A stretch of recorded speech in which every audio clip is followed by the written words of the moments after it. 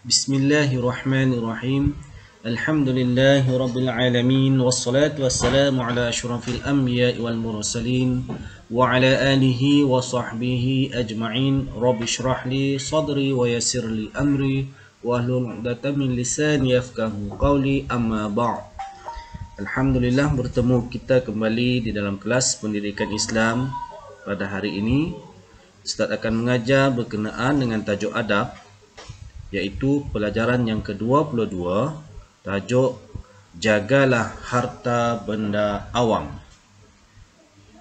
Murid-murid sekalian, murid-murid boleh buka buku teks, buka surat 189, di mana kita lihat beberapa gambar yang menunjukkan kepada kita harta benda awam. Baiklah murid-murid, boleh tengok gambar bersama-sama. Okey, kita lihat gambar yang pertama. Di sini adalah perhentian bas. Perhentian bas merupakan apa? Harta benda awam. Yang kedua adalah sekolah. Sekolah pun merupakan harta benda awam. Okey, seterusnya masjid. Masjid pun merupakan harta benda awam juga. Kemudian pondok telefon yang susah sangat kita jumpa sekarang. Pondok telefon sekarang rata-ratanya tidak menggunakan lagi telefon ini. Okey, ini merupakan pondok telefon merupakan harta benda awam. Kemudian taman permainan adalah harta benda awam. Baiklah, kita teruskan. Okey. Di sini ditunjukkan kepada kita pantun. Baiklah, mari kita sama-sama membaca pantun tersebut. Harta awam milik bersama, guna cermat, tidak membazir. Hindari perbuatan vandalisme, bertimbang rasa, senyum terukir. Pantun ini pun mengajak kita supaya jaga harta benda awam. Baiklah murid-murid, kita teruskan dengan ke surat 190. Murid-murid boleh rujuk buku teks masing-masing. Baiklah, mari kita lihat adab terhadap harta benda awam. Yang pertama, menggunakan harta benda awam dengan cermat. Tengok gambar ni. Budak ni dia menggunakan telefon awam. Okey, kita lihat pula gambar yang kedua. Okey, apa yang ditulis di sini ialah mematuhi peraturan yang ditetapkan. Tengok gambar yang kedua ni seperti berada di dalam pusat sumber. Kalau dah baca buku, letaklah di tempat yang sepatutnya. Kemudian kita pergi kepada adab yang seterusnya. Gambar yang ketiga, bertimbang rasa terhadap pengguna lain. Tengok dekat sini. Dia guna basikal, tapi dia letak basikalnya di tempat letak kereta. Maksudnya tidak bertimbang rasa. Letaklah basikal di tempat yang telah disediakan. Baiklah, gambar yang keempat, bertanggungjawab sekira berlaku kerosakan seperti awak. Okey, diberi pinjaman buku teks. So, apa tanggungjawab awak adalah menjaga buku teks tersebut supaya tidak rosak. Sebab buku teks pun salah satu harta benda awam. Baiklah. Seterusnya gambar yang kelima menunjukkan murid ni dia berwuduk. Kalau berwuduk janganlah membazir. Janganlah buka pipe tu terlalu kuat. Okey, cukup untuk kita mengambil wuduk sahaja. Okey. Nilai. Apa yang nilai yang dapat kita gambarkan dalam adab-adab terhadap harta benda awam tadi? Okey, di sini dinyatakan nilainya adalah bertanggung jawab, dan bertoleransi. Apa maksud bertoleransi? Bertoleransi maksudnya bertolak ansur. Baiklah, kita pergi kepada muka surat 191. Okey, mari kita bincangkan cara menangani perbuatan merosakkan harta benda awam. Kemudian kita akan bincangkan juga akibat tidak mengamalkan adab terhadap harta benda awam. Kita pergi satu persatu.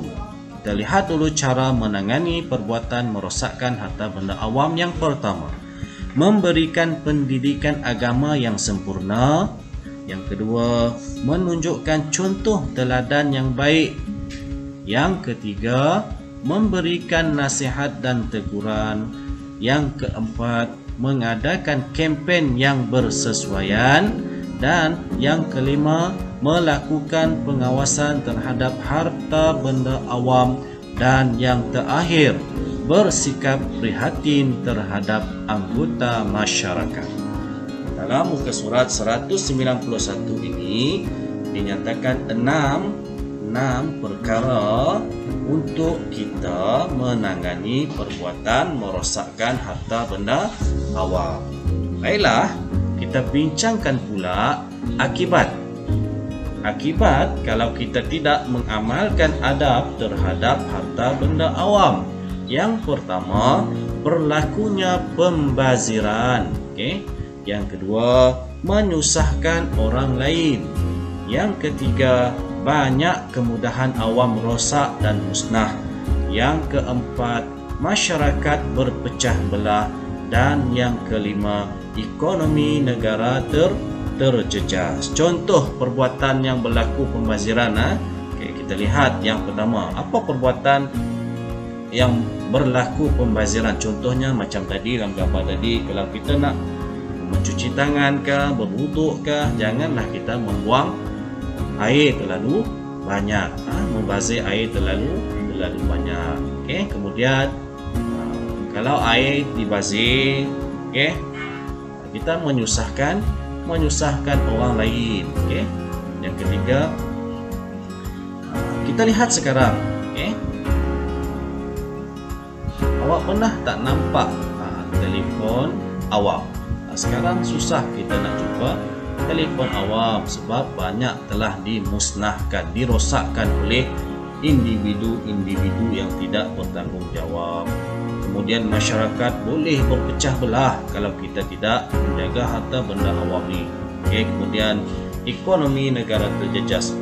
Macam mana ekonomi negara terjejas? Sebab kalau harta benda awam tu disediakan tapi kita merosakkannya, mestilah kerajaan akan membaik pulih, mesti mengeluarkan modal semula. Inilah boleh menjejaskan ekonomi negara kita juga.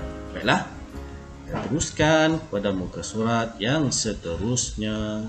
Baiklah, kita akan membincangkan perkara kepentingan mengamalkan adab terhadap harta benda awam. Mari kita lihat pecahan-pecahannya terbahagi kepada 3: individu, masyarakat dan juga negara. Kalau kita mengamalkan adab terhadap harta benda awam di sisi individu, kita dapat melatih diri supaya lebih berdisiplin, memberikan kemudahan dan keselesaan kepada pengguna lain atau individu, di peringkat individu. Kemudian kita pergi kepada peringkat masyarakat pula. Dalam masyarakat, kalau kita mengamalkan adab terhadap harta benda awam, dapat mewujudkan suasana harmoni. Yang kedua, masyarakat dapat memanfaatkan penggunaan harta benda awam dalam tempoh yang lama. Kemudian, kalau kita mengamalkan adab terhadap harta benda awam peringkat negara, dapat menaikkan imej negara kita dan kemudian menjimatkan kos penyelenggaraan. Di sini diterangkan kepada kita sekali lagi kepentingan mengamalkan adab terhadap harta benda awam. Saya harap anak-anak faham berkenaan dengan apa yang saya telah terangkan sebentar tadi. Rumusan: kita perlu sentiasa mengamalkan adab ketika menggunakan harta benda awam supaya dapat dimanfaatkan bersama. Okay, contohnya tadi Ustaz bagi contoh buku teks. Kalau kita jaga buku teks tersebut boleh digunakan oleh adik-adik kita ataupun rakan-rakan kita yang lain. Baiklah, apakah nilai yang dapat kita pelajari daripada muka surat 192 ni? Okay, antaranya ialah gunakan harta benda awam dengan cermat. Okay, baiklah, Ustaz rasa sampai di sini saja penerangan saya. Ustaz sediakan soalan dalam bentuk kuis, nanti murid-murid boleh jawab soalan tersebut. Berpandukan penerangan yang telah Ustaz berikan tadi. Ustaz sudahi dengan lafaz Assalamualaikum warahmatullahi taala wabarakatuh. Jumpa lagi minggu hadapan. Assalamualaikum warahmatullahi taala wabarakatuh.